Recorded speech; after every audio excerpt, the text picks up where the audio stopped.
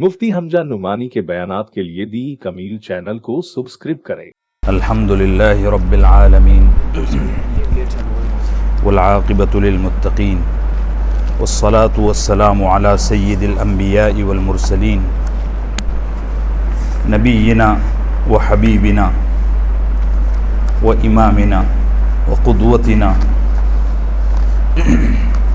मुहम्मद इब्न अब्दिल्लाह व अला आलिहि व सहबिही व उलमा'i उम्मतिही व मन इह्तदा बिहदीही इला यौमिद्दीन अम्मा बाद। क़ाल तआला फ़ी किताबिहिल मजीद वल फ़ुरक़ानिल हमीद अऊज़ु बिल्लाहि मिनश शैतानिर रजीम बिस्मिल्लाहिर रहमानिर रहीम व इज़ इब्तला इब्राहीम रब्बुहु बिकलिमातिन फ़अतम्महुन क़ाल इन्नी जाइलुक लिन्नासि इमामा क़ाल व मिन दुर्रिय्यती क़ाल ला यनालु अहदिज़ ज़ालिमीन व इज़ जअलनल बैत मसाबतन लिन्नासि व अमना वत्तख़िज़ू मिन मक़ामि इब्राहीम मुसल्ला व अहिदना इला इब्राहीम व इस्माईला अन तह्हिरा बैतिया लित्ताइफ़ीन वल आकिफ़ीन वर्रुक्कि'स सुजूद। सदक़ल्लाहुल अज़ीम। मेरे मोहतरम भाइयों, बुज़ुर्गों और दोस्तों, अंबिया अलैहिमुस्सलातु वस्सलाम की फ़हरिस्त में 5 नबी बड़े बुलंद मकाम वाले हैं। उनमें से एक नाम सैयदना इब्राहीम अलैहिस्सलातु वस्सलाम का है।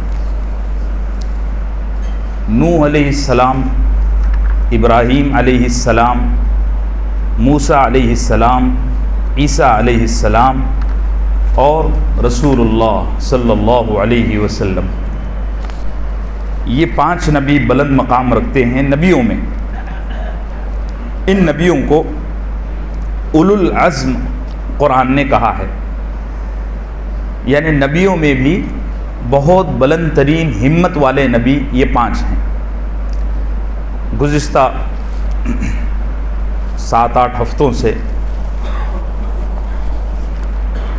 हज़रत सैयदना इब्राहीम सल्लल्लाहु अलैहि वसल्लम की सीरत तय्यबा बयान की जा रही है और मुख्तलिफ़ मवाक़े, मुख्तलिफ़ अहवाल तफ़सीलात के साथ आपकी खिदमत में पेश किए जा चुके हैं।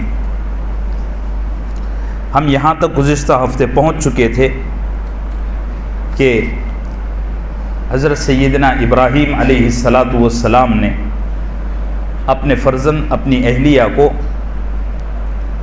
मक्का मुकर्रमा में, जो उस वक्त खौफनाक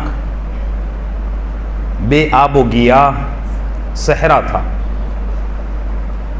सहरा तो नहीं कहेंगे बल्कि खौफनाक पहाड़ियों से सजा हुआ था, बना हुआ था, और जिस जगह आज खाने काबा है उसी जगह हज़रत सैयदना आदम अलैहिस्सलातु वस्सलाम के दस्त मुबारक से बनाए हुए काबे के निशानात और खंडरात मौजूद थे।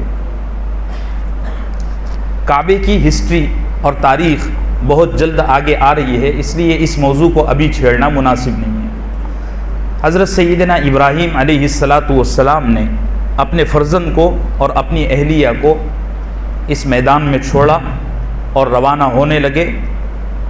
तो जो मुकालमा, जो गुफ्तगू और जो डिस्कस हुई वो मैं गुज़िश्ता हफ्ते पेश कर चुका हूँ। हज़रत इब्राहीम अलैहिस्सलातु वस्सलाम अपनी अहलिया और लख्त जिगर को छोड़कर एक पहाड़ी पर गए और वहाँ उन्होंने अल्लाह से दुआएं मांगी, जिसको कुरान ने सूरह इब्राहीम में नक़ल किया है। रब्बना इन्नी अस्कन्तु मिन ज़ुर्रिय्यती बिवादिन गैरि ज़ी ज़र्इन इंद बैतिकल मुहर्रम। ये दुआ करने के बाद हज़रत इब्राहीम अलैहिस्सलातु वस्सलाम जिस सवारी पर सवार होकर आए थे, बुराक पर, वो सवारी पर सवार हुए और वापस अपने वतन फ़लस्तीन حبرون واپس چلے گئے. اب ادھر حضرت ابراہیم، حضرت اسماعیل اور حضرت ہاجرہ کی حالت سنی. بتا چکا ہوں کہ یہ جہاں لائے گئے تھے وہ ایسا مقام تھا اور ایسی جگہ تھی کہ جہاں پر لوگ خودکشی کے لیے بھی آنا پسند نہیں کرتے تھے، اور جہاں کسی طرح کا کوئی جاندار آ سکے اس کا کوئی امکان ہی نہیں تھا، کوئی نہیں. اور جہاں کچھ اگ سکے، جہاں سے پانی آ سکے، جہاں کوئی کھانے پینے کی چیز میسر ہو سکے، اس کا بھی کوئی امکان نہیں تھا. لیکن اللہ کا حکم تھا تو ابراہیم نے اپنی بیوی کو اور اپنے بیٹے کو وہاں ٹھہرایا اور روانہ ہو گئے. میں عرض کر چکا ہوں کہ ابراہیم علیہ السلام نے روانگی کے وقت کھجور کا ایک تھیلا اور پانی کا ایک مشکیزہ ان دونوں کے حوالے کیا ہوا تھا. جب تک وہ سامان ان کے پاس تھا تب تک تو ٹھیک ہے، اگرچہ کہ وحشت بڑی بھیانک تھی، لیکن کھانے پینے کا سامان تھا تو کھا پی کر دونوں ماں بیٹے لیٹے ہوئے اور آرام کر رہے تھے. لیکن جب وہ ختم ہو گیا نا تو اب طبیعت میں بلبلاہٹ اور بے چینی پیدا ہوئی. اسماعیل علیہ السلام تو ایک دم شیر خوار بچے تھے. مسئلہ اس ماں کا تھا، ہاجرہ کا. تو ساری غذائیں اور پینے کا پانی جب ختم ہو گیا تو حضرت سیدنا ہاجرہ علیہ السلام بے چین ہوئی. پھر تھوڑے وقت گزرنے کے ساتھ ہاجرہ کے سینے کا دودھ بھی ختم ہو گیا. اب دونوں میں سے پہلے کون مرے؟ ہاجرہ نے یہ سوچنا شروع کیا. تو ذہن میں خیال آیا کہ میرا بچہ تو بڑا معصوم ہے اور یہی پہلے میرے سے پہلے دنیا سے چلا جائے گا، تو اس کی موت کا منظر میں نہ دیکھوں. حضرت ہاجرہ نے اپنے بیٹے کو وہاں رکھا جہاں آج خانہ کعبہ بالکل تعمیر کیا ہوا ہے، اس جگہ لٹایا. اور خود آپ نے دیکھا ہوگا، بلکہ ہر عمرے کرنے والا اور ہر حج کرنے والا وہاں دوڑ لگاتا ہے، چلتا بھی ہے، مشی بھی ہے اور سعی بھی ہے. حضرت ہاجرہ علیہ السلام اپنے بچے کو وہاں رکھی اور وہاں سے مقام صفا پر آئی. صفا یہ ایک چھوٹی سی پہاڑی ہے، یوں کہیے ایک چھوٹی سی چوٹی ہے، تھوڑا سا بلند حصہ ہے کعبے کے مقابلے میں. میرا خیال ہے 70-80 اسکوائر فٹ اونچا ہوگا. حضرت ہاجرہ ایک تو اس واسطے کہ اس بچے کی موت میرے آنکھوں کے سامنے نہ ہو. بعض لوگوں نے یہ بھی لکھا ہے کہ حضرت ہاجرہ علیہ السلام یہ سوچ کر کہ بلندی پر چڑھ کر دیکھوں شاید کوئی جاندار یا کوئی کھانے کے لائق چیز مل جائے، یہ بھی ایک وجہ بیان کی گئی. حضرت ہاجرہ مقام صفا پر گئی اور دور تک نظر دوڑانے لگی.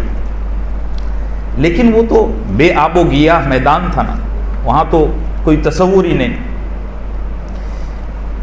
پھر حضرت ہاجرہ نے نظر دوڑائی اپنے بچے کی طرف تو دیکھا کہ وہ دونوں پیر رگڑ رہا ہے اور اس شدت کے ساتھ رگڑ رہا ہے کہ سر اس کا بلند ہو رہا ہے، یعنی پیٹ اوپر ہو گیا اور سر اور پیر دونوں ایک جیسے رگڑے لگا رہے ہیں.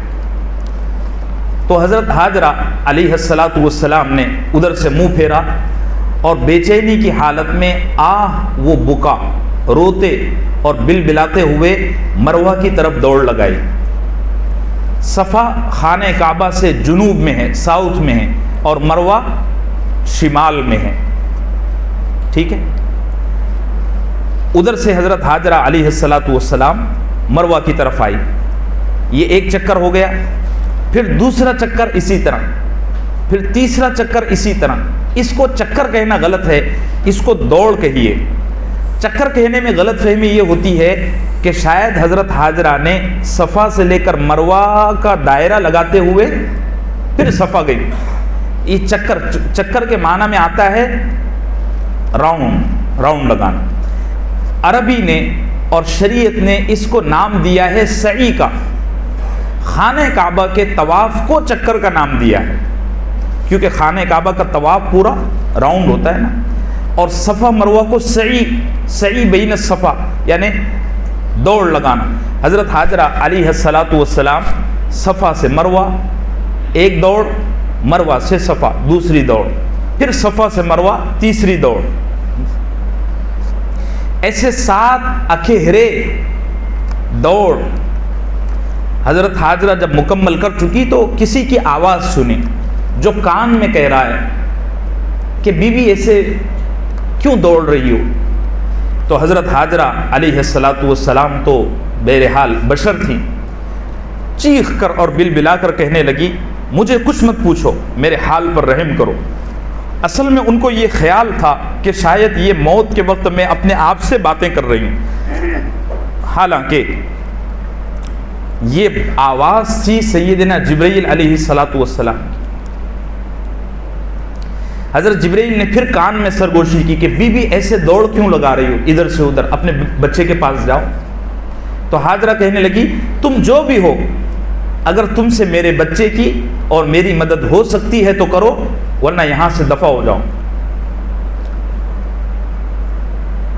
تو حضرت جبرائیل علیہ الصلاۃ والسلام نے فرمایا کیا اللہ تمہاری مدد کو کافی نہیں ہے؟ تو حضرت حاجرہ علیہ الصلاۃ والسلام نے فرمایا ہاں میری مدد کو اللہ کافی ہے. تو جبرائیل نے فرمایا پھر اللہ سے مانگو. تو حضرت حاجرہ علیہ الصلاۃ والسلام اس وقت پورے 7 دوڑ مکمل کر چکی تھی. جب آپ صفا پر پہنچی تو اب وہاں سے اللہ کو پکارنا اور اللہ کو ندا لگانی شروع کی. ادھر وہ اللہ کو ندا اور اللہ کو پکار لگا رہی ہیں اور ادھر اللہ کا فیصلہ حضرت جبرائیل علیہ الصلاۃ والسلام پر اترا. ادھر کچھ لمحے بچے ہیں حضرت اسماعیل کی موت کو, یعنی اگر تھوڑے کچھ لمحے گزر جاتے تو یہ بچہ پیاس سے اور بھوک سے بلبلا کر دم توڑ دیتا. اللہ جل جلالہ نے حضرت سیدنا جبرائیل علیہ الصلاۃ والسلام کو حکم فرمایا کہ جہاں یہ بچہ ایڑ لگا رہا ہے, ٹانگیں گھس رہا ہے, وہیں جا کر تم اب پر مارو. تو حضرت جبرائیل علیہ الصلاۃ والسلام آئے اور حضرت سیدنا اسماعیل علیہ الصلاۃ والسلام کے ایڑ لگانے کی جگہ پر رگڑ لگائی. بس چند, وہ تو جبرائیل تھے نا, ایک ناخن جتنا پر مارا ہوگا, اللہ نے وہاں سے پانی کا چشمہ جاری کر دیا. آگے زمزم پر بھی بات ہوگی انشاءاللہ. زمزم کے فضائل احادیث میں بہت موجود ہیں. اللہ ہم سب کو یقین نصیب فرمائے.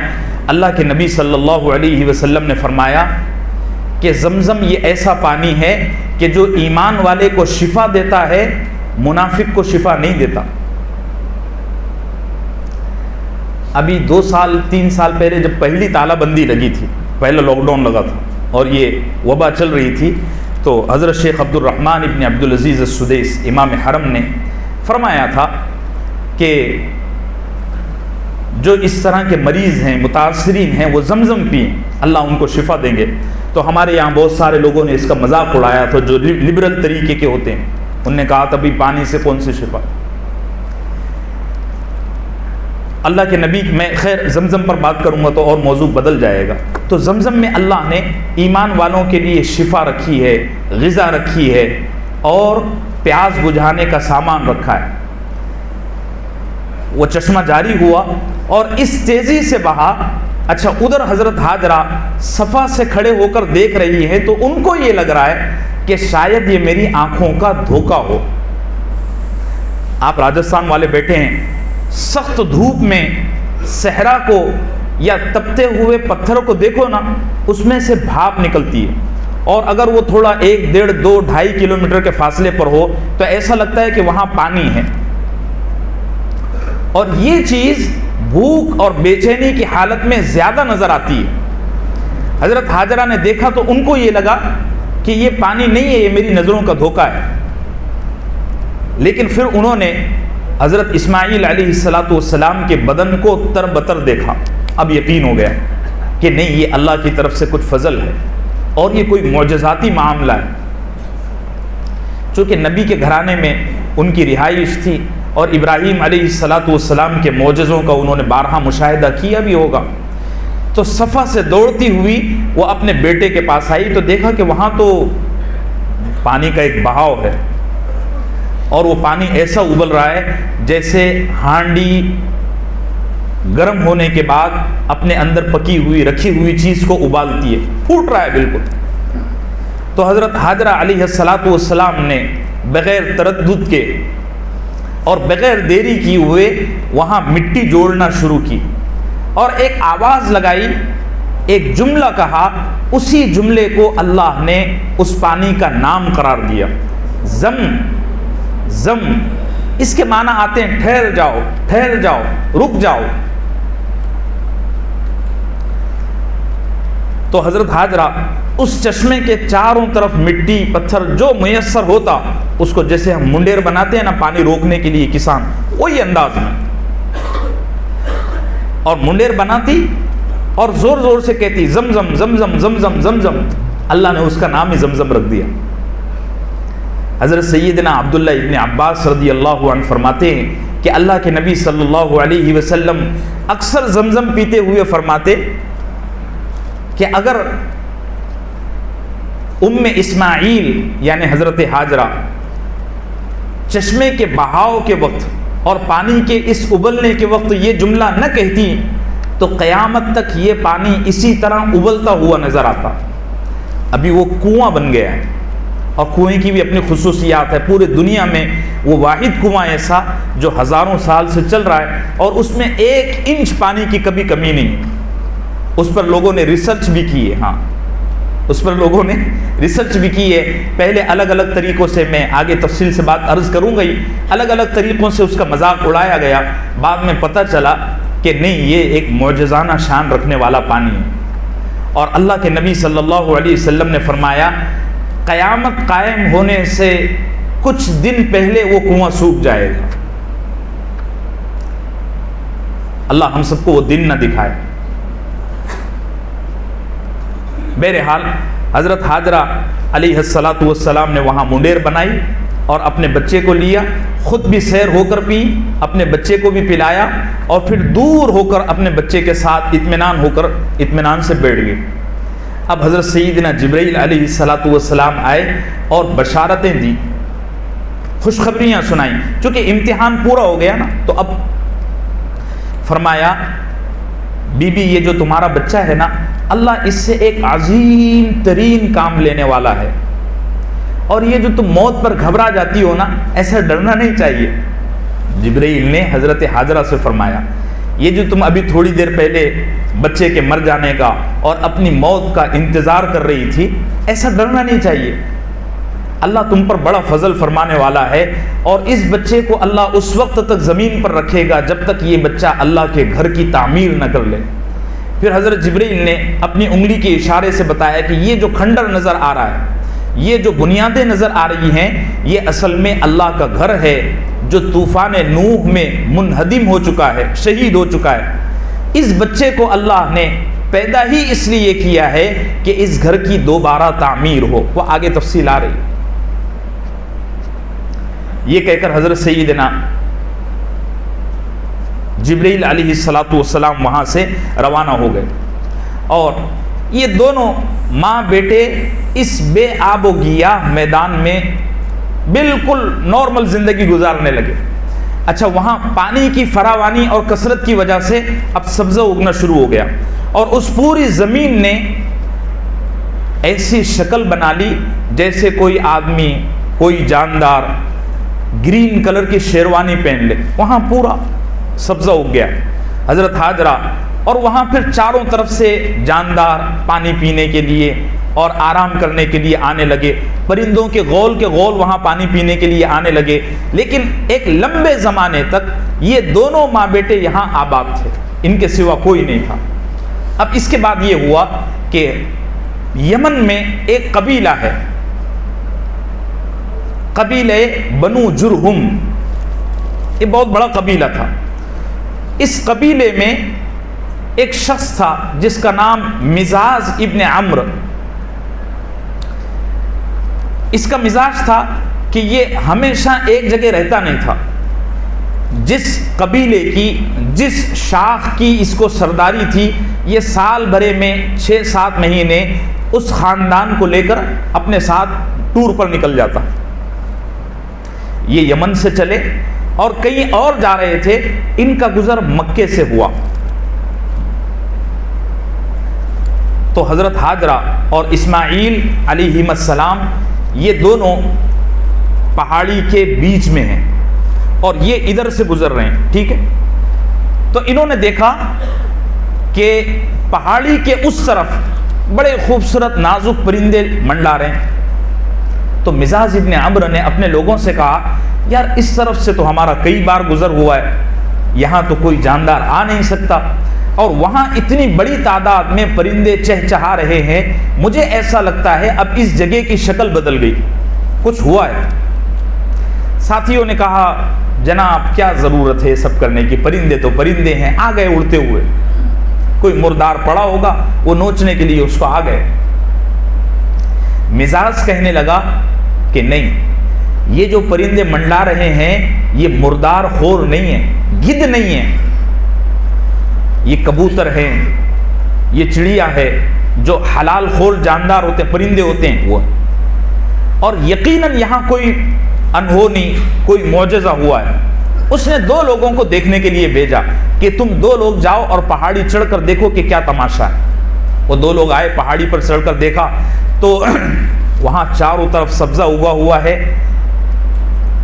ایک نیک بی بی بیٹھی ہوئی ہے، اس کے گود میں بچہ ہے، اور وہ بی بی اللہ کی تسبیح بیان کر رہی ہے، اس کے چاروں طرف پرندے ہیں اور مختلف جانور ہیں، وہ بھی تسبیح میں لگے ہوئے ہیں۔ وہ لوگ دوڑتے ہوئے اپنے سردار کے پاس آئے اور آ کر کے ساری بات بتائی کہ جناب وہاں کوئی پاک دامن اور عفیف اور عجیب شان والی خاتون ہے، اور اس کے ساتھ ایسا خوبصورت بچہ ہے کہ جیسے اس کے گود میں چاند اتر آیا ہو، چل کر دیکھتے ہیں کیا معاملہ ہے۔ تو مزاج ابن عمرو قبیلے کے کچھ اور ذمہ دار لوگوں کو لے کر حضرت ہاجرہ کی خدمت میں آیا، ان کے ساتھ ان کی عورتیں، ان کے بچے بھی تھے، کچھ لوگوں کو ساتھ لے کر آیا اور حضرت ہاجرہ علیہ السلام سے گفتگو کی۔ کہنے لگا بی بی ہم نہیں جانتے آپ کون ہیں، لیکن اس طرف سے ہمارا کئی دفعہ گزر ہوا ہے، ہم نے دیکھا کہ یہاں آپ رہ رہی ہیں تو ہم دلچسپی لینے لگے کہ آپ کون ہیں، کہاں سے ہیں۔ حضرت ہاجرہ نے فرمایا یہ سب مت پوچھو، مجھ سے کیا کام ہے، مجھ سے کیا غرض ہے۔ تو مزاج ابن عمرو کہنے لگا آپ یہاں رہ رہی ہیں اور یہاں زندگی کا سارا سامان موجود ہے، تو آپ سے گزارش ہے کہ آپ ہم کو یہاں رہنے دو۔ قربان جاؤں حضرت ہاجرہ کی فراست پر، انہوں نے برجستہ کہا رہ سکتے ہو لیکن پانی پر ہمارا قبضہ رہے گا۔ کیا فرمایا؟ حضرت ابو ہریرہ رضی اللہ عنہ ہنس کر اپنے ساتھیوں سے اور مکے والوں سے کہا کرتے تھے ارے تم تو پانی کی اولاد ہو۔ کیا کہتے تھے؟ ارے تم تو پانی کی اولاد ہو، تم کو پانی نے اس شہر میں بسایا ہے، ورنہ تم تو ادھر سے ادھر گھوم رہے تھے۔ تو مزاج ابن عمرو نے کہا کہ جی بالکل۔ پھر حضرت ہاجرہ فرمانے لگی جتنا پانی تم اس کنویں سے، اس چشمے سے استعمال کرو گے، اس کا سال بھرے کا یا مہینے کا اتنا خرچ مجھے دے دیا کرو، اور میرے اور میری بچے کی کفالت کر لیا کرو۔ مزاج ابن عمرو کہنے لگی بالکل ٹھیک ہے، کوئی بات نہیں۔ یہ گئے اور اپنے سارے بیوی بچوں کو، قبیلے کے جو لوگ تھے ان کو یہاں لا کر انہوں نے خیمے لگائے، اور یہ بنو جرہم یہاں آباد ہو گیا۔ تقریباً 6-6.5 مہینے یا سال بھر رہنے کے بعد مزاج ابن عمرو نے کہا یہ کوئی بڑی نیک عورت لگتی ہے، اور اس کے ہاتھ پر بڑے عجیب و غریب معجزے اور عجیب عجیب کرامتیں ظاہر ہوتی ہیں، میں آپ لوگوں کو رائے دیتا ہوں کہ ہم اسی شہر میں آباد ہو جائیں، یہاں اس شہر میں کوئی عجیب و غریب روشنی ظاہر ہوتی ہوئی نظر آ رہی ہے۔ وہ حساس آدمی تھا اور بڑا عمر دراز تھا۔ اس کا بچوں نے کہا اور اس کے خاندان کے جو لوگ تھے، جی آپ جیسا فیصلہ کریں، ہم یہاں رہنے کے لیے تیار ہیں۔ اب قبیلہ جرہم اور حضرت ہاجرہ اور حضرت اسماعیل علیہم السلام اس شہر میں آباد ہو گئے، یہاں بالکل، اور دیکھتے ہی دیکھتے یہ بے آب و گیاہ میدان ایک پوری بستی کی اور ایک پورے قصبے کی اور ہوتے ہوتے پورے شہر کی شکل اختیار کر گیا۔ اور اب تو آپ کو پتہ ہے کہ مکے کا کیا مقام ہے۔ حضرت ابراہیم علیہ السلام کی تھوڑی روزہ بیچ میں لاتا ہوں۔ حضرت ابراہیم علیہ السلام ایک بڑے عرصے کے بعد اللہ کے حکم کی طرف سے، اللہ کے حکم کی وجہ سے براق پر سوار ہو کر اس بستی میں آئے تو دیکھا کہ یہاں تو نقشہ ہی بدل ہے، اور اسماعیل علیہ السلام تیر بنا رہے ہیں اور بچوں میں کھیل رہے ہیں۔ ابراہیم نے پہچان لیا کہ یہ میرا ہی بچہ ہے، اور اپنی اہلیہ کے پاس گئے، ساری بات بتائی کہ اللہ کا حکم تھا، ادھر آنے سے منع کیا تھا، اس لیے میں نے، حاجرہ نے اف نہیں کہا، بالکل ٹھیک ہے جی، اللہ کا حکم تھا تو پھر کیا ہے، اللہ کے حکم پر عمل کرنے کی وجہ سے یہ ہوا ہے، ساری برکتیں ظاہر ہوئی ہیں۔ پھر اللہ کی طرف سے حضرت ابراہیم علیہ السلام کو حکم آیا کہ اب آپ مہینے میں ایک دفعہ اس شہر میں آ سکتے ہو، اور ایک پہر کے لیے، ایک پہر مطلب صبح سے دو پہر، یہ ایک پہر ہو گیا، دو پہر سے شام یہ ایک پہر ہو گیا، شام سے آدھی رات یہ تیسرا پہر ہو گیا، اور آدھی رات سے سورج طلوع ہونے تک یہ چار، تو ان چار پہروں میں سے کوئی ایک پہر آپ اپنے بیوی بچے سے ملاقات کے لیے آ سکتے ہیں، مہینے میں ایک دفعہ۔ حضرت ابراہیم علیہ السلام مہینے میں ایک دفعہ براق پر ہو کر آتے، قبیلے والوں سے اور اپنے بیوی بچوں سے ملتے اور چلے جاتے۔ وقت گزرتا گیا، حضرت سیدنا اسماعیل علیہ السلام کی عمر مبارک 11 سال ہو گئی، اور آپ دوڑنے کودنے کے لائق ہو گئے۔ قرآن کہتا ہے فلما بلغ معہ السعی، دوڑنے کے قابل ہو گئے، مضبوط بدن ہو گیا 11 سال۔ میں ہمیشہ یہ بات کہتا ہوں کہ انبیاء علیہم السلام کے بدن کو اللہ معجزاتی طور پر بڑھ بہت دیتے ہیں، جیسے ہمارا بچہ ایک دن میں جتنا بڑھتا ہے، ایک سال میں جتنا بڑھتا ہے، نبی ایک دن میں اتنا بڑھ جاتا ہے، ان کے بدن میں اللہ نے برکت رکھی ہوتی ہے۔ تو 11 سال کی جب عمر ہو گئی نا، تو حضرت ابراہیم علیہ السلام کو ایک دفعہ خواب نظر آیا۔ کیا خواب نظر آیا؟ دیکھا کہ میں اپنے ہاتھ سے کسی چٹیل میدان میں اپنے بیٹے کو ذبح کر رہا ہوں۔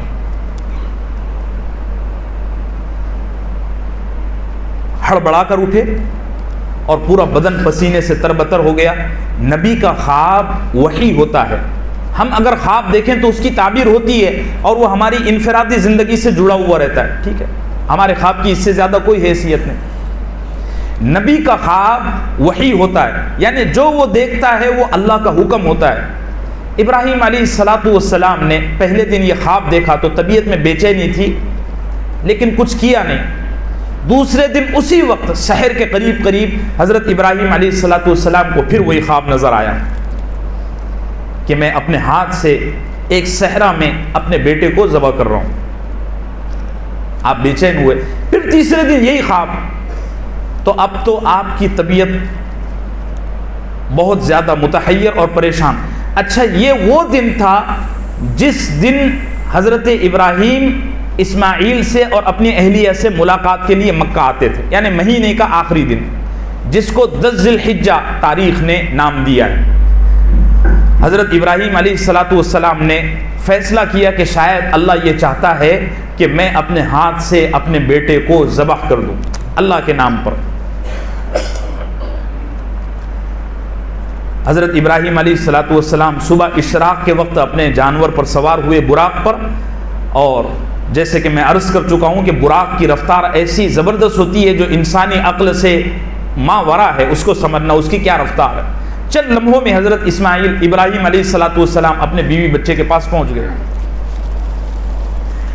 بی بی ہاجرہ نے ناشتہ اور کھانے کا سامان تیار کیا ہوا تھا، آتے ہی پیش کر دیا۔ حضرت ابراہیم علیہ السلام نے بے چینی کے عالم میں جو کھانے کا سامان تھا اس کو نوش فرمایا، اور اپنی اہلیہ سے کہنے لگے گھر میں کوئی رسی ہے؟ اہلیہ نے لا کر رسی، پھر فرمایا گھر میں کوئی تیز دھار چھری ہے؟ چھری لا کر دے دی۔ پھر فرمایا اچھا بیٹے اسماعیل چلو میرے ساتھ، ذرا میں آپ کے ساتھ دوڑ لگاؤں. قرآن میں فلما بلغ معه السعی، دوڑنے کے قابل ہوا. تو ابراہیم اسماعیل کو اپنے ساتھ لے کر دوڑتے تھے جیسے ایک باپ اپنے بچے کو بہلاتا ہے اس طرح. یہ ہر مہینے کا معاملہ تھا. ابراہیم علیہ الصلوۃ والسلام اپنے بچے کو لے کر ساتھ گئے، بالکل اس جگہ جہاں آج وادی منی ہے وہاں پہنچ گئے. ابراہیم، اسماعیل اور ان کے ساتھ سیدنا جبرائیل امین ہیں. یہ تینوں حضرات آگے چل رہے ہیں اور پیچھے پیچھے شیطان چل رہا ہے. شیطان نے دیکھا کہ یہ خلیل اللہ اور اس کے ساتھ اس کا بیٹا اور ہاتھ میں چھری اور رسی کیا کرنے جا رہے ہیں. اس نے ساری تفصیل دیکھی اور سارے حال کو بھانپ لیا اور بڑا پریشان ہوا کہ آج اگر ابراہیم نے اتنی عظیم قربانی اللہ کو راضی کرنے کے لیے دے دی تو میں قیامت تک کے لیے رسوا ہو جاؤں گا اور نا امید ہو جاؤں گا. انسانوں کو بہکانے اور پھسلانے سے میرا سارا معاملہ ملیمیٹ ہو جائے گا.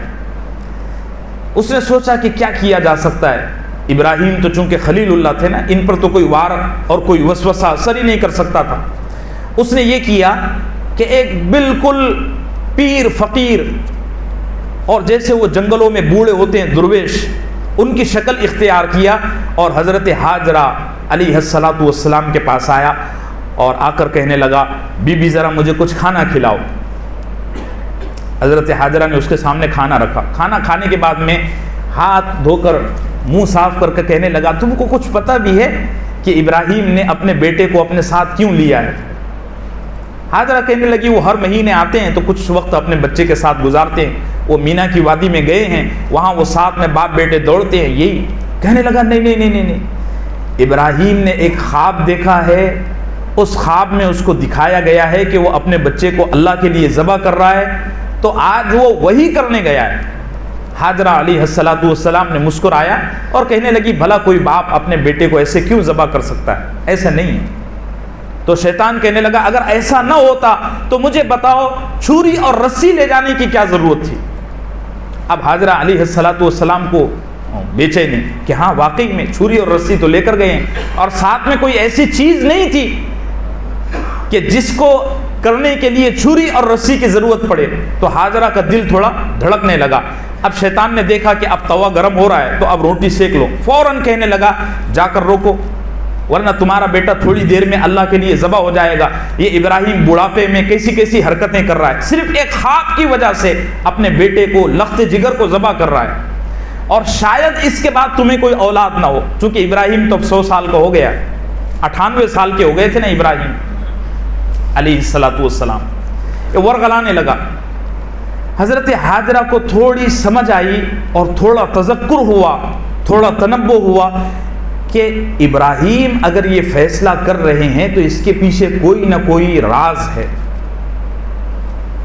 تو انہوں نے برجستہ اس بوڑھے سے جو شیطان تھا پوچھا کہ ابراہیم ایسا کیوں کر رہے ہیں؟ اس نے کہا کہ اصل میں ابراہیم کو لگتا ہے یہ اللہ کا حکم ہے.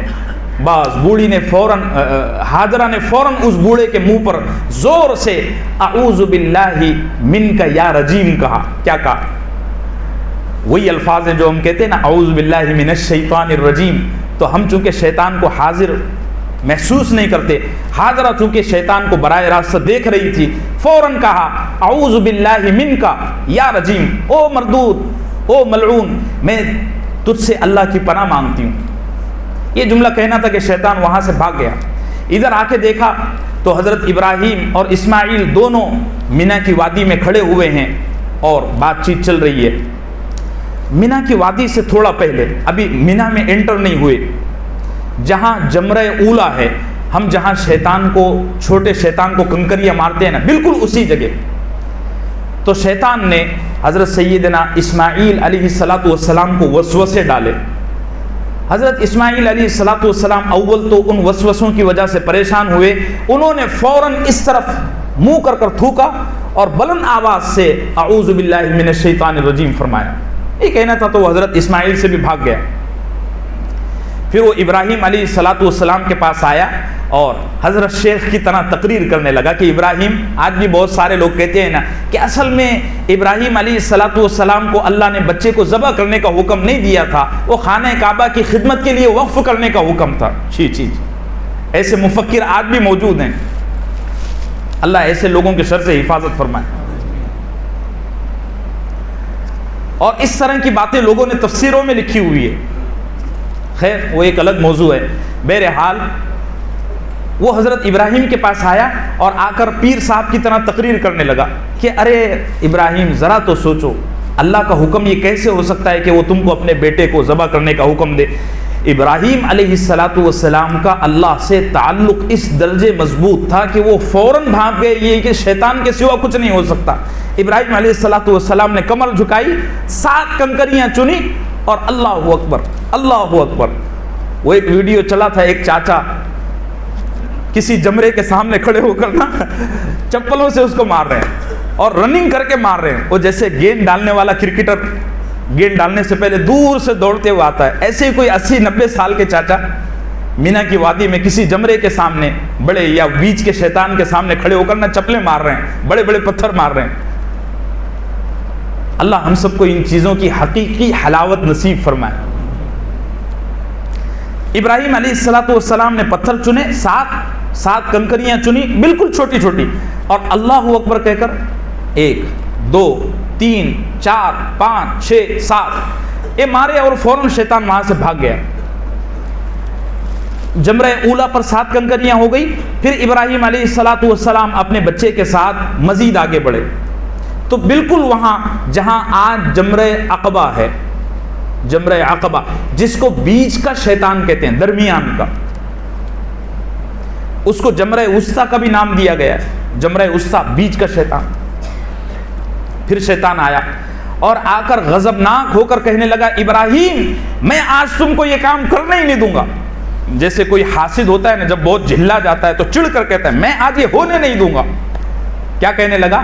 میں آج یہ ہونے نہیں دوں گا اور میں تم کو یہ کرنے نہیں دوں گا۔ ابراہیم علیہ السلام نے کمر جھکائی، 7 کنکر چنے، پھر اللہ اکبر اللہ اکبر اللہ اکبر کہہ کر 7 کنکریاں ماری، شیطان رسوا ہو کر وہاں سے گیا۔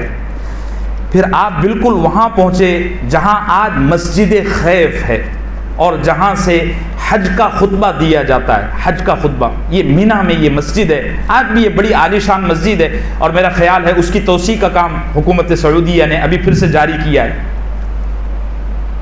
اس جگہ پہنچے، اب شیطان آیا اور حضرت سیدنا ابراہیم علیہ السلام کے ان دونوں کندھوں پر اس درجے کا پریشر بنایا نا کہ ہاتھ آپ کے تھم گئے، یعنی آگے بڑھانا چاہتے ہیں لیکن بڑھ نہیں پا رہے ہیں۔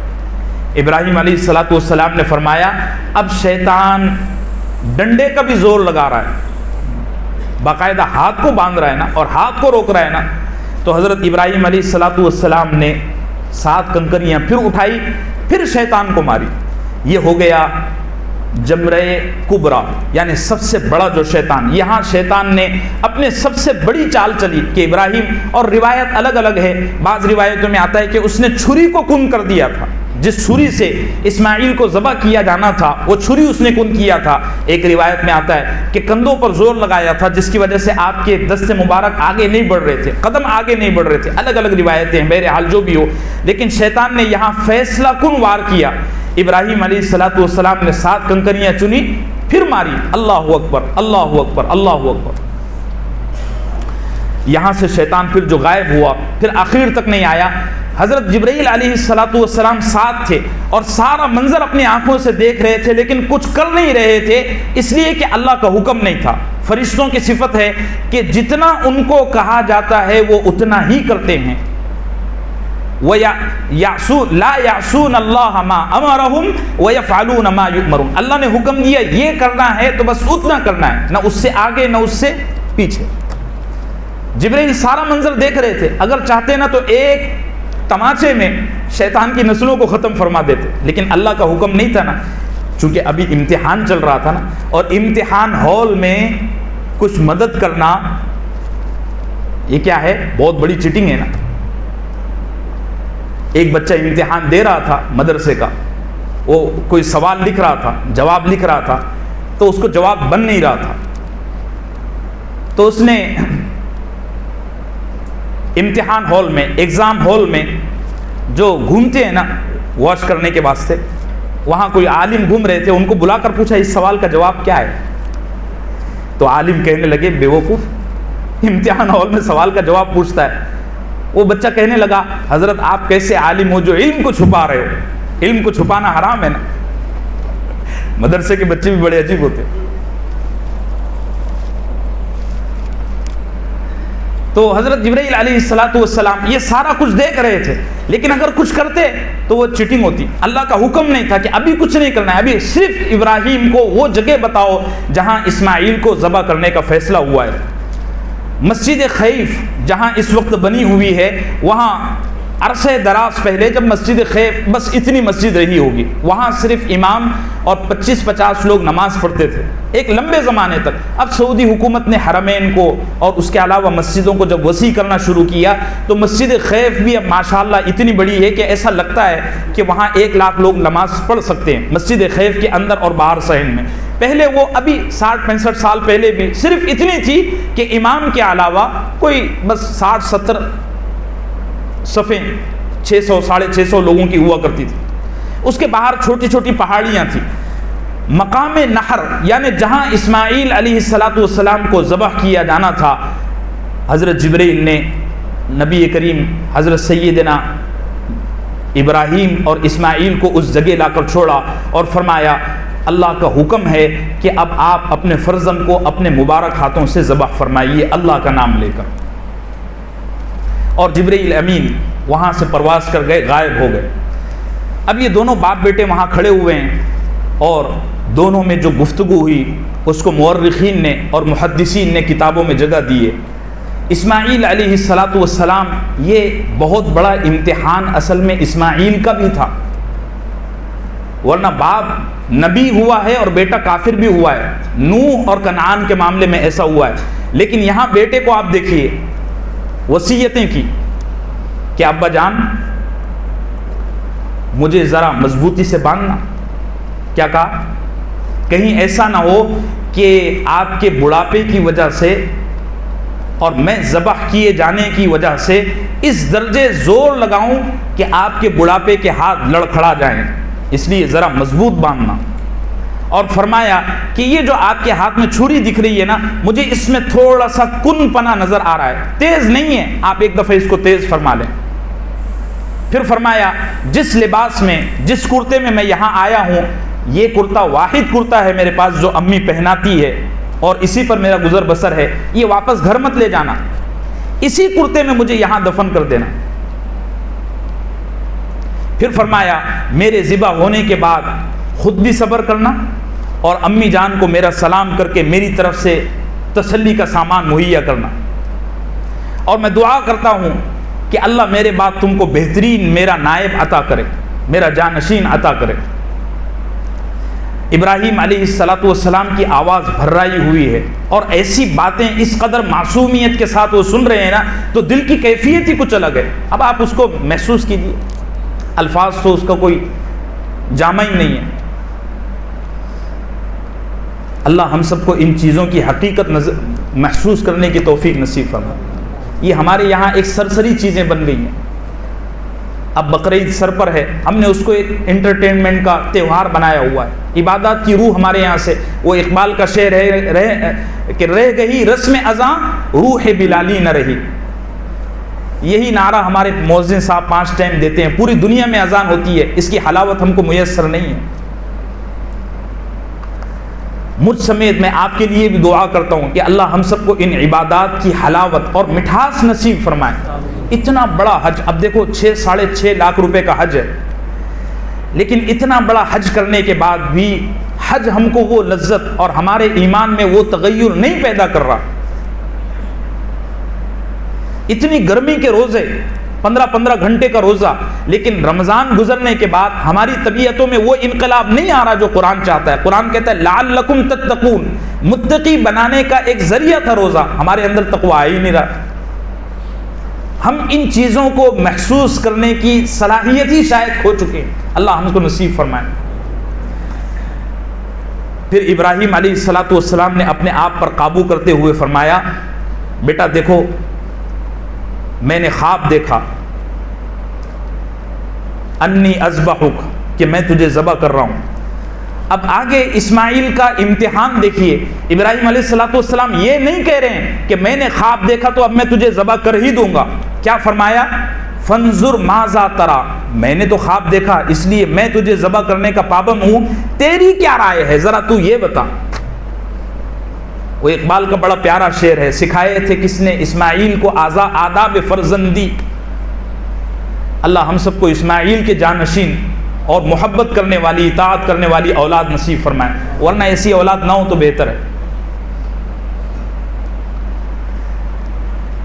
اسماعیل علیہ السلام نے ایک لفظ کی، ایک لمحے کی جنبش کیے بغیر فرمایا یا ابتی افعل ما تؤمر، ابا جان جو حکم تم کو دیا گیا ہے آپ اس کو کر گزریے، میں کوئی آڑ نہیں بن سکتا. یہ جملہ کہنا تھا کہ ابراہیم علیہ السلام اس چٹیل میدان میں اور اس بلند پہاڑی پر کھڑے ہو کر نہ اپنے بیٹے سے لپٹ گئے، اور پھر جو رونا شروع کیا تو 7 آسمان کے فرشتے روئے، اور سارے فرشتے، زمین اور آسمان کی ساری مخلوقات یہ کہہ رہے عبدک یا ابراہیم، یا ربی عبدک یا ابراہیم، اے ہمارے پروردگار ابراہیم پر رحم فرما. 98 سال کا بوڑھا ہے اور اپنے معصوم بچے کو اپنے ہاتھ سے، یہ اصل میں ایک شکل تھی اپنی نفسی، اپنے نفسانی تقاضوں کو قتل کرنے کی. اب ہم سے یہ برداشت نہیں ہوتا، یہ برداشت نہیں ہوتا.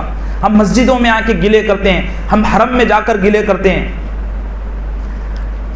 دیکھو دین کا کام کرتے ہوئے نا مزاج اور نفس کے خلاف ہوگا، یہی تو اصل دین ہے. امام نے ذرا لمبی رکعت کر دی، ہم کو شکوے ہوتے ہیں یار بڑی لمبی نماز پڑھاتا ہے. ٹھیک ہے، امام کو بھی رعایت کرنا چاہیے، یہ نہیں کہ امام کھڑا ہو گیا تو وہ بالکل مالک بن گیا، کدھر بھی کھائی میں گاڑی گھسا دیا، ایسا بھی نہیں. اب تو ہمارے یہاں کھا پی کر، ٹھنڈا پانی پی کر دین پر عمل کرنے کی بات آ گئی ہے، ہم اس پر بھی اب راضی نہیں ہیں. اس میں بھی ہم اور ہماری عورتیں 50 بہانے ڈھونڈ رہے ہیں. بڑے لوگ آتے ہیں کہ ہمارے لیے سود استعمال کرنے کی کوئی شکل نکال دو، لا حول ولا قوت الا باللہ. اور یہاں ابراہیم اور اسماعیل کا امتحان کا لیول دیکھو، اتنی چہیتی اولاد اللہ کی طرف سے ذبح کرنے کا حکم ہو رہا ہے. یہ ایک منظر تھا بعد والوں کو بتانے کے لیے کہ دیکھو ایسے لوگ دنیا میں آئے ہیں جنہوں نے ایک خواب کی وجہ سے اپنے سگے بیٹے پر چھری چلانا پسند کیا، اللہ کی نافرمانی پر راضی نہیں ہوئے. اس طرح کے لوگوں سے پھر خانہ کعبہ تعمیر کروایا جاتا ہے. ہم کو جو 2 رکعت نفل پڑھنے کی توفیق نہیں ہوتی نا، اس کی وجہ یہ ہے کہ ہمارے باطن میں ایمان کی حلاوت اور ایمان کی لذت کا احساس ختم ہو چکا ہے. اللہ ہم سب کو نصیب فرمائے. یار دعا کرو، میرے لیے بھی دعا کرو. دونوں باپ بیٹوں نے ایڑ لگائی اور بڑا رویا، بڑا رویا. پھر ابراہیم علیہ السلام نے اپنے فرزند کو باندھا اور باندھ کر اوندھا لٹایا اور چھری پھیرنا شروع کی. اب ایک روایت یہ ہے کہ چھری شیطان کی طرف سے، میں جو گزشتہ سنا چکا ہوں، بس چھری چلنا تھی تو ابراہیم علیہ السلام کی نگاہوں کے سامنے سیدنا جبریل امین علیہ السلام، ذرا زور سے کہو علیہ السلام، ان کے بڑے احسانات ہم پر ہیں. یہ تشریف لائے، ابراہیم نے دیکھا تو چھری چل نہیں رہی ہے، اس کا بالکل احساس کن ہو چکا ہے، اور جبریل امین کہہ رہے ہیں یا ابراہیم قد صدقت الرؤیا، ابراہیم اللہ نے تجھے ایک خواب دکھایا، تو نے اس پر بھی ہو بہو عمل کر کے دکھایا اور تو کامیاب ہو گیا. پھر انہوں نے اپنے دست پر، اپنے ہاتھوں پر اٹھا کر ایک مینڈا پیش کیا، جو ہم بقرعید میں بکرے ذبح کرتے ہیں. اللہ ہم سب کو ان عبادات کی حلاوت اور حقیقت نصیب فرمائے. ہم اس سے محروم ہیں. ہماری مسجدیں بھری ہوئی ہیں، ہمارے حج کے مطاف بھرے ہوئے ہیں، سارا سب ہے، لیکن یہ حقیقت سے ہم خالی ہو گئے. اللہ ہم کو نصیب فرمائے. انہوں نے مینڈا پیش کیا اور مینڈے کی ایسی خوبصورت شکل، وہ جنت کا مینڈا تھا. اس کے بڑے، اس مینڈے کا نام جریر تھا. ہمارے یہاں بچوں کے نام جریر رکھتے ہیں، اچھا نام ہے. جریر اس مینڈے کا نام تھا. بالکل سفید مینڈا، پیٹ پر کالا اور سنگ اس کے کونڈے جیسے سنگ، گول سنگ، اور کھر اس کے کالے اور آنکھیں انتہائی کالی. وہ مینڈا انہوں نے ابراہیم علیہ السلام کے سامنے پیش کیا اور فرمایا ابراہیم اللہ کا فرمان ہے ان ھذا لہو البلاء المبین، یہ آپ کے لیے اللہ کی بہت بڑی آزمائش تھی. اور شاید یہ آخری آزمائش تھی، اس کے بعد اب آزمائش نہیں ہے. آپ سارے پرچے مکمل کر چکے، سارے آزمائشوں سے آپ گزر چکے.